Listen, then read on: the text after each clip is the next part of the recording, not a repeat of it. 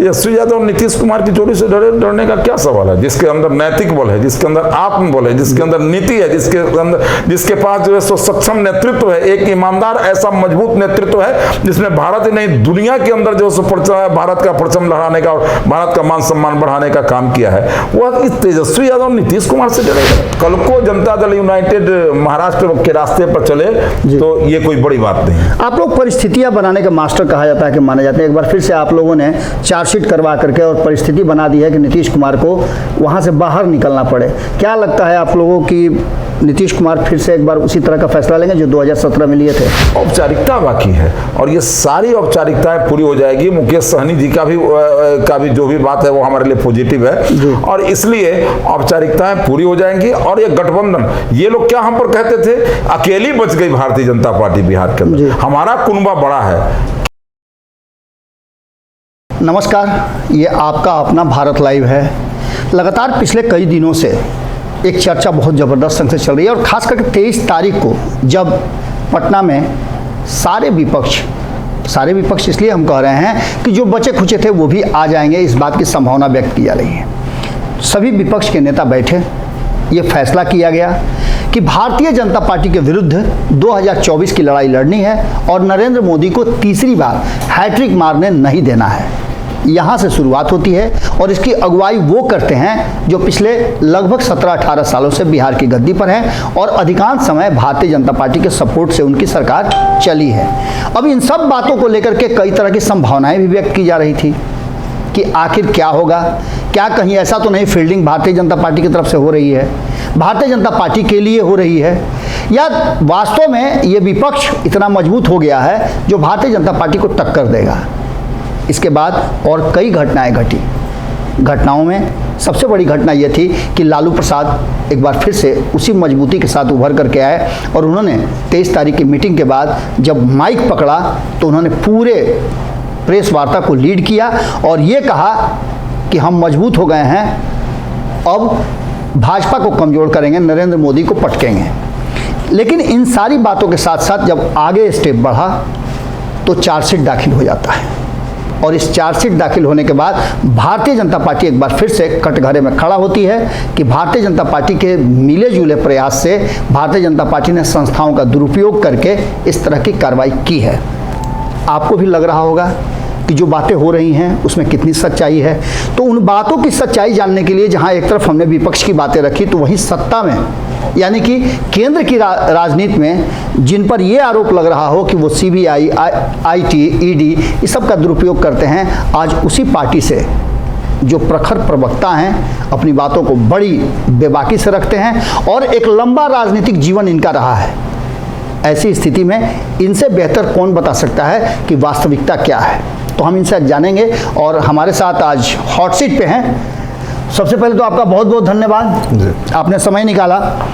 जो चर्चाएं चल रही हैं हम शुरुआत यहीं से करते हैं कि आप लोगों ने तेजस्वी यादव उनके परिवार को आपसे जब अलग हुए नीतीश कुमार और नीतीश कुमार को सहयोग करके साथ देकर के सरकार बनवाया, तो आप लोग उनके पीछे क्यों पड़े हुए हैं? देखिए, पीछे तो नीतीश कुमार ही पड़े हुए हैं जी। अब सही बात पूछिए तो लालू जी पर जब कार्रवाई हुई, जब वो जेल गए, जब उन पर ट्रायल हुआ जी, तो उस समय भी हम सरकार में नहीं थे, न केंद्र में थे, केंद्र में नहीं थे जी। और आज अगर तेजस्वी यादव पर कार्रवाई हो रही तो कागज किसने दिया? कागज दिया नीतीश कुमार ने, उनकी पार्टी के लोगों ने। और आज उन पर कार्रवाई हो रही तो माफी नीतीश कुमार जी को मांगनी चाहिए। मैं तो ये कह रहा हूं कि नीतीश कुमार जी को इस बात के लिए माफी मांगनी चाहिए कि वो कल तक जो कहते थे कि चारा चोर, खजाना चोर, लालू यादव गद्दी चोर, जिन्होंने ये कहा कि तेजस्वी यादव इतने कम उम्र में इतनी ज्यादा संपत्ति के मालिक कैसे हो गए, जिन लोगों ने तेजस्वी यादव के खिलाफ कागज दिया, आज उस पर कार्रवाई हो रही है, इसमें भारतीय जनता पार्टी कहाँ है? और रही संस्थाओं की बात, तो मैं एक बात आपको बता देना चाहता हूँ। इस देश के माननीय प्रधानमंत्री आदरणीय नरेंद्र मोदी जी जब गुजरात के मुख्यमंत्री थे उस समय पूरा दिन वो सीबीआई के सवालों का जवाब दिए हैं, उसके दफ्तर में बैठे रहे हैं और सुबह से लेकर रात तक आए हैं। अमित शाह जी को दिन भर डिटेन किया गया है सीबीआई दफ्तर में और गए हैं। कब हमने इस पर सवाल उठाया? अरे आप अच्छे हैं, पाक हैं, साफ हैं तो आप वहां से निकल कर चले आइएगा। लेकिन यदि आप गलती किए हैं तो जेल जाना पड़ेगा। सवाल है कि ये इन्वेस्टिगेटिंग एजेंसी है सीबीआई या फिर कोई ईडी, लेकिन अंततः इस पर तो मामला कोर्ट में जाता है ना। कोर्ट ने ही उनके परिवार के मुखिया को सजा दिया है और आगे कुछ करना होगा तो कोर्ट ही करेगा। और इसलिए मैं ये कहना चाहता हूं कि इन सब सवालों से भागने से ज्यादा अच्छा है कि आपने जो जनता की गाढ़ी की कमाई को लूटा है, जो उसके साथ बेईमानी की है, भ्रष्टाचार किया है, स्वीकार कीजिए। हो सकता है कि जो आप पर कार्रवाई हो रही है उस कार्रवाई में थोड़ी आप पर उसमें कुछ राहत भी कोर्ट कर सकता है, एजेंसी कर सकती है, थोड़ी राहत भी हो जाए। लेकिन भागते रहिएगा तो अपराधी चाहे जितना भागे अंततः उसको कानून के शिकंजे में फंसना पड़ता है। अपनी बात और तर्कों से आपने उन बातों का तो सही जवाब दे दिया, लेकिन एक बहुत बड़ा सवाल है कि तेल और माचिस रखने वाले से ज़्यादा कहा जाता है कि जिसने माचिस जलाया वो दोषी है। सारे सबूत रख दिए गए, सब कुछ रख दिया गया, लेकिन कार्रवाई तो काफ़ी लोग करवा रहे हैं ना।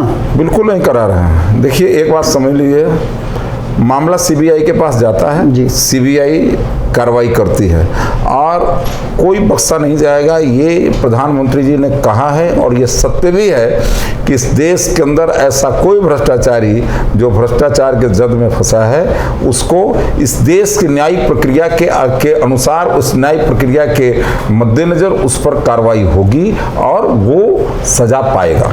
नीतीश कुमार से आप लोग डरे हुए हैं। नीतीश कुमार ने 15 दलों को साथ लाया है। जब नीतीश कुमार आप लोगों से अलग हुए हैं तब आप लोगों को पीछे हटना पड़ा है या फिर सरकार से हाथ धोना पड़ा है। जब नीतीश कुमार आए हैं तब सरकार में आप आए हैं। 2014 को अगर हटा दिया, 2015 में भी नीतीश कुमार ने आप लोगों को कहीं ना कहीं सत्ता से दूर रखा था लालू प्रसाद के साथ मिल करके। उसके बाद भले ही 2020 में आप आए, लेकिन उसके बाद भी नीतीश कुमार एक बार फिर से 2023 में अब 2024 का चुनाव लड़ने की तैयारी कर रहे हैं। आप लोगों को डर लग रहा है?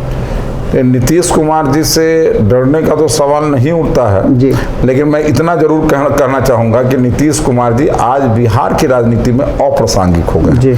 एक बात। दूसरी बात कि जनाधार उनका समाप्त हो चुका है, जनाधार बिल्कुल ही नहीं है। और ये बात पिछले चुनाव में भी दिखा। भले ही उसके लिए वो किसी को आरोपित करते हो, किसी को ये कहते हो कि उसके कारण हम मांगे, कारणों की बात छोड़िए, आपका जनाधार समाप्त हो गया है, आपका जनाधार घट रहा है, आपकी विश्वसनीयता समाप्त हो गई है। और आप देखिए इसका कारण मैं बता रहा हूं, आप जब तक ये पूरे ईमानदारी के साथ हमारे साथ थे तो देखिए 2010 का रिजल्ट क्या हुआ, ये कहां थे। फिर उसके बाद एक बार गद्दारी किए, आइए देखिए 2015 में ये कहां चले गए, और अब देखिए फिर गद्दारी किए हैं तो देखिए 2020 में कहां चले गए, और फिर ये गद्दारी किए हैं 20 के बाद 25 में इनको समाप्त हो जाना है। ये ना पार्टी रहेगी ना ये नेता रहेंगे, ये समाप्त हो जाएंगे। चूंकि वो क्रेडिबिलिटी खत्म करने का काम हमने नहीं किया है, वो खुद कर रहे हैं। और इसलिए जो बिहार के तीसरे दर्जे की पार्टी है, जो गठबंधन बिहार के अंदर है, उस गठबंधन से ठीक विपक्षी एकता की बैठक के पहले जीतन राम मांझी जैसे सीनियर नेता उसको छोड़कर चले जाते हैं। जिस विपक्षी एकता की बात कर रहे हो उसके एक बड़े नेता, बड़े सिरमौर शरद पवार जी की पार्टी घर में ही टूट जाती है। अब उस विपक्षी एकता की क्या पता। दूसरी बात, आप एक बात बताइए, नीतीश कुमार जी को किसने नेता माना है? कौन ये विपक्षी एकता के लिए उनको आगे कर रहा है? खुद अपने दौड़ दर करके अपना पॉलिटिकल इंगेजमेंट और पॉलिटिकल टूरिज्म को बढ़ावा दे रहे हैं, अपना पॉलिटिकल इंगेजमेंट कर रहे हैं। क्योंकि उनको बिहार में काम करने की इच्छा नहीं है, बिहार में काम करने में मन नहीं लग रहा है, क्योंकि एक राजनीति के क्लाइमेक्स को देखे हैं, वहां से धड़ाम से नीचे गिरे हैं, घटते हुए क्रम में तेजी से नीचे जा रहे हैं। तो अब बिहार में इनको काम करने का मन नहीं लग रहा है। और दूसरी तरफ जिस प्रकार से लालू जी और तेजस्वी जी का दबाव ये झेल रहे हैं और लगातार उन पर दबाव है, वो ठीक से काम नहीं कर पा रहे हैं। उनके द्वारा नियुक्त किए गए आईएएस से देखिए शिक्षा विभाग में किस तरह का मतलब कि गुत्थम गुत्थी चालू है, किस तरह से जो है कुश्ती चालू है। और इस परिस्थिति में नीतीश कुमार तो बहाने ढूंढ रहे हैं कैसे बिहार से बाहर जाए, पूरा देश घूमे, कम से कम बिहार से हमें मुक्ति मिले। ये अखिलेश जी तो सब आप ही लोग करवा रहे हैं ना। आप इसलिए करवा रहे हैं कि आप अभी भी इस बात आस में हैं कि नीतीश कुमार आपके तरफ शिफ्ट करेंगे, क्योंकि आपने एनडीए के गठबंधन के साथियों का अब तक घोषणा नहीं किया कि हमारे साथ कौन कौन है। इसका सीधा मतलब निकाला जा रहा है कि आप अभी भी इंतजार कर रहे हैं नीतीश कुमार का। नीतीश कुमार के बिना आप लोग परिपूर्ण नहीं है बिहार में।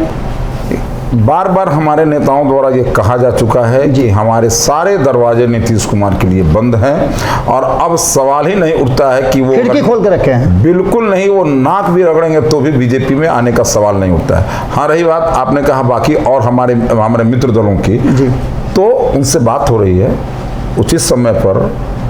देखिए, सावन का महीना है, उचित समय पर जब समय आएगा तो निश्चित रूप से हम सभी एक साथ बैठेंगे, बातचीत करेंगे और हमारा गठबंधन चलिए। आप एक बात समझिए ना कि आप चिराग पासवान जी क्या बोल रहे हैं, जीतन राम मांझी जी क्या बोल रहे हैं, उपेंद्र कुशवाहा जी क्या बोल रहे हैं, औपचारिकता बाकी है और ये सारी औपचारिकताएं पूरी हो जाएगी। मुकेश सहनी जी का भी जो भी बात है वो हमारे लिए पॉजिटिव है और इसलिए औपचारिकताएं पूरी हो जाएंगी। और ये गठबंधन, ये लोग क्या हम पर कहते थे, अकेली बच गई भारतीय जनता पार्टी बिहार के अंदर, हमारा कुनबा बड़ा है, क्या हुआ उस कुनबे का। और मैं फिर आपको कह रहा हूं, जिस सीपीआई सीपीएम की बात कर रहे हैं, बराबर विरोधाभास है सीपीआई सीपीएम में, इनके गठबंधन में और बराबर विरोध में बातें आती हैं। आपको एक बात समझ लीजिए, जनता दल यूनाइटेड के अंदर जो उसके सांसद हैं और विधायक हैं, उन लोगों के अंदर इस गठबंधन के कारण असंतोष है, क्योंकि वो जानते हैं कि जब चुनाव क्षेत्र में जाएंगे तो वहां जब फेस करना पड़ेगा, जिनके साथ लड़े हैं उनके साथ कैसे बैठेंगे। देखिए, मैं एक बात बता रहा हूं, जनता दल यूनाइटेड के कार्यकर्ता और राष्ट्रीय जनता दल के कई ऐसे कार्यकर्ता नेता हैं जिनका जमीनी लड़ाई है, जमीन पर लड़ाई है और वो आज भी वो अदावत बरकरार है और उनको आप बिना ले लिए, आपको बिना पूछे हुए ले लिए तो क्या फायदा उससे। वो ये गठबंधन तो आपने कर लिया, लेकिन जमीनी स्तर पर कोई गठबंधन नहीं है। ये हमने उपचुनाव में भी देखा है और इसलिए मैं आपको बता रहा हूं कि ऐसा व्यक्ति जिसने अपने विधायकों और सांसदों को भी विश्वास में नहीं लिया हो और अपने पार्टी के लोगों को भी विश्वास में नहीं लिया हो, उस पार्टी का बिखरना तय है। ये मुट्ठी ढीली पड़ी है, रेत पूरा मुट्ठी से सरक गया है और इसलिए नीतीश कुमार जी स्वयं तो मिट ही जाएंगे, उनकी पार्टी भी समाप्त हो जाएगी। 2022 में नीतीश कुमार जब आपसे दूर होते हैं तो आप कहते हैं कि उन्होंने जनादेश का दुरुपयोग किया है और 2017 में उसी नीतीश कुमार को आप अपने यहाँ वापस ले लेते हैं, इसको आप कैसे देख रहे हैं? नहीं, एक बात है कि उस समय में जी उन्होंने एक मुद्दा खड़ा किया था, उस मुद्दे के आधार पर वो उन्होंने राष्ट्रीय जनता दल को छोड़ा था। जी। वो मुद्दा ये था कि उन्होंने बिंदुवार आरोप लगाए थे तेजस्वी यादव पर कि आप पर ये भ्रष्टाचार का आरोप है, भ्रष्टाचार के जद में आप फंसे हैं, आप इन बातों का उत्तर दीजिए। और यदि आप उत्तर नहीं देते हैं तो आप जो है क्या कहते हैं कि आपके साथ चलना मुश्किल है। हम लोग को भी लगा कि भ्रष्टाचार के खिलाफ लड़ाई में, परिवारवाद के खिलाफ लड़ाई में यदि वो फिर से एक मौका दिया जाना चाहिए। अगर ये उनके अंदर ये सुधार हो जाता है, वो हमारे पास आते हैं तो भ्रष्टाचारी लोगों के खिलाफ, जो अपराधियों को संरक्षण देने के खिलाफ बिहार का वो पिछले 15 वर्षों का जो स्याह समय रहा, वैसा समय ना आवे, इसके लिए फिर छोड़ करके यहाँ आ रहे हैं तो उनको स्वीकार करना चाहिए, एक मौका देना चाहिए। हमने एक मौका दिया, लेकिन आप फिर उधर चले गए। तो इस बार जो गए हैं तो वही तो उनसे प्रश्न है कि आप क्यों छोड़कर हमको चले गए।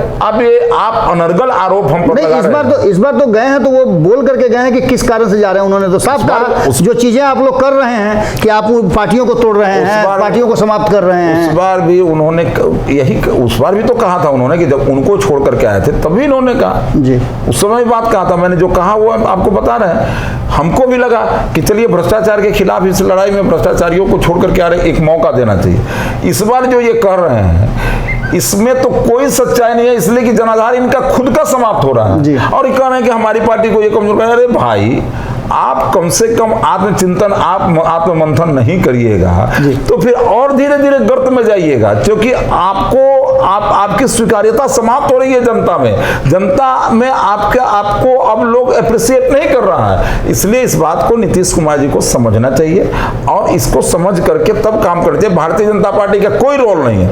आपके सांसद और विधायकों को यह लग रहा है कि बिना भारतीय जनता पार्टी के अगर चुनाव क्षेत्र में जाएंगे तो पता ना हम जीत करके वापस आएंगे कि नहीं आएंगे, और इसलिए वो सांसद और विधायक भी आपसे दूरी बनाना चाह रहे हैं। और इसलिए कल को जनता दल यूनाइटेड महाराष्ट्र के रास्ते पर चले तो ये कोई बड़ी बात नहीं है। आप लोग परिस्थितियां बनाने के मास्टर कहा जाता है कि माने जाते हैं। एक बार फिर से आप लोगों ने चार्जशीट करवा करके और परिस्थिति बना दी है कि नीतीश कुमार को वहां से बाहर निकलना पड़े। क्या लगता है आप लोगों की नीतीश कुमार फिर से एक बार उसी तरह का फैसला लेंगे जो 2017 में लिए थे? देखिए, एक तो मैं आपको स्पष्ट कर दूं कि संस्थाएं अपना काम कर रही हैं। संस्थाओं के काम करने में भारतीय जनता पार्टी का कोई इंटरफेरेंस नहीं है और संस्थाएं काम करती हैं। अगर सीबीआई काम कर रही है, उन पर चार्जशीट हो रहा है तो चार्जशीट होना था भाई। उन पर आरोप था, इन्वेस्टिगेशन हो रहा है, इन्वेस्टिगेशन के एंड में चार्जशीट होगा, उसके बाद में कोर्ट उस पर कॉग्निजेंस लेगी। ये तो प्रक्रिया है और ये होना है। ये इसके लिए कौन टाइम होगा, क्या टाइम होगा, राजनीति अपने दिशा से चल रही है और वो अपने दिशा से चल रहा है। वो उस दिशा, वो आज हो गया, ये अलग बात है। अब रही बात कि उन पर चार्जशीट तो हो गया है। अब इनको, नीतीश कुमार जी को ये तय करना है कि क्या करें। यहाँ के तो दरवाजे बंद हैं, लेकिन यदि आपने जो कहा कि हम कौन 3C 4C से हम जो है सो कोई कंप्रोमाइज नहीं करते हैं, क्राइम से, करप्शन से, कम्युनलिज्म से, फिर और क्या क्या बोलते हैं, कास्ट से, इन सब से हम कॉम्प्रोमाइज नहीं करते हैं। ये 5C आता है, ये 4C से कॉम्प्रोमाइज नहीं 5C आता है, तो मैं उसी 5C का याद दिलाना चाहता हूँ।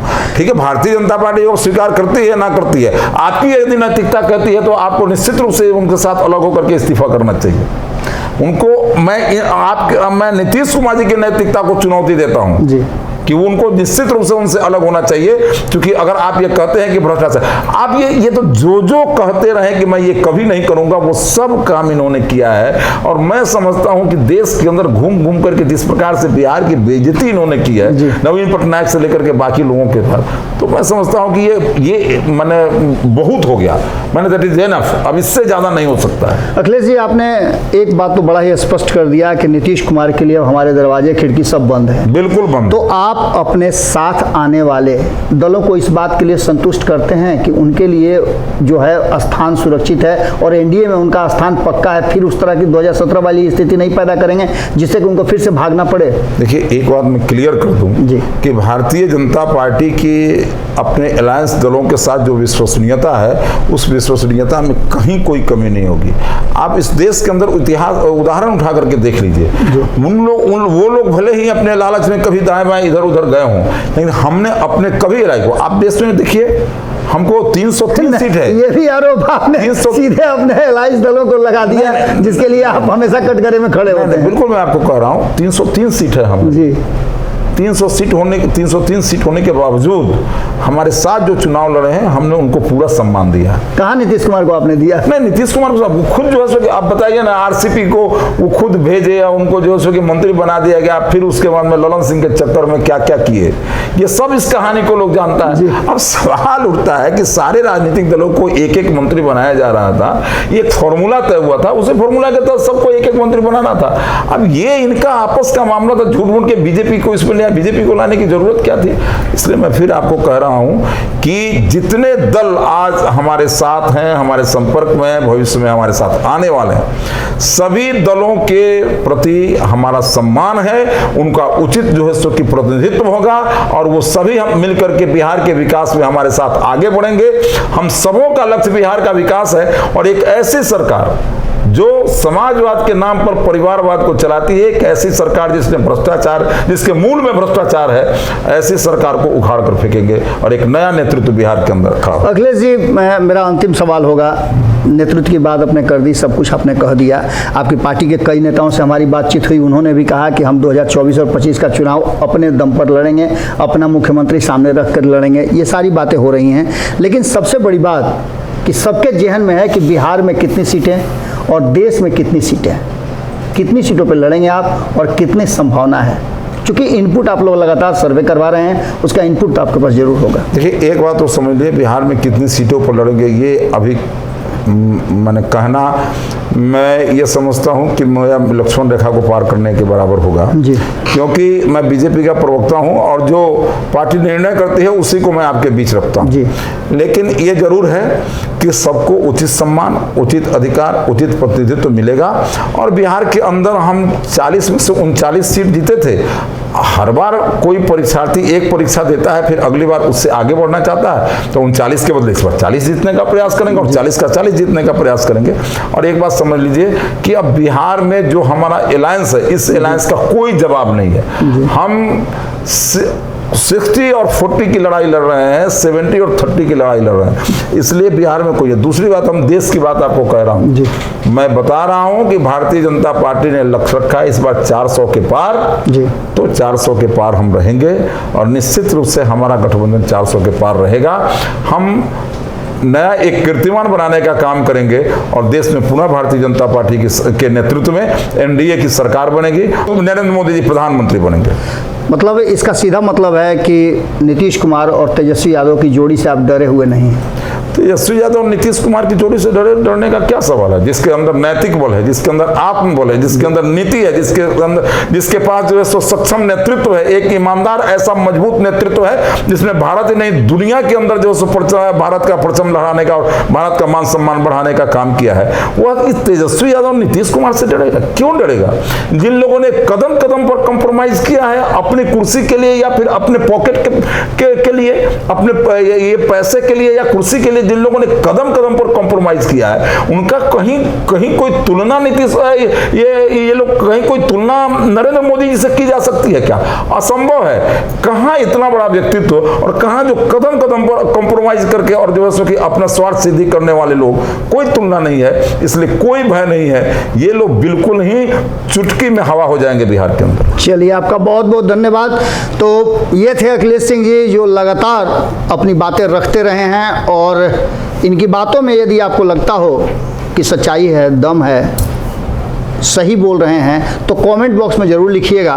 बहुत बहुत धन्यवाद। अगर ये वीडियो पसंद आई और वह बिहार के राजनीति और बिहारियत से सरोकार रखेनी तो सब्सक्राइब बटन दबा के चैनल के सब्सक्राइब कर ली। ओजे एगो घंटी बा, ओकरा बटन दबा देला से कुल सटीक और मारक खबर रुआ मुफ्त में मिल जाई। अगर रुआ पत्रकारिता के हमनी के नया प्रयोग में सहयोग कर चाहतानी तो ज्वाइन बटन दबा दी। पेटीएम नंबर नोट कर ली 9386816700। धन्यवाद।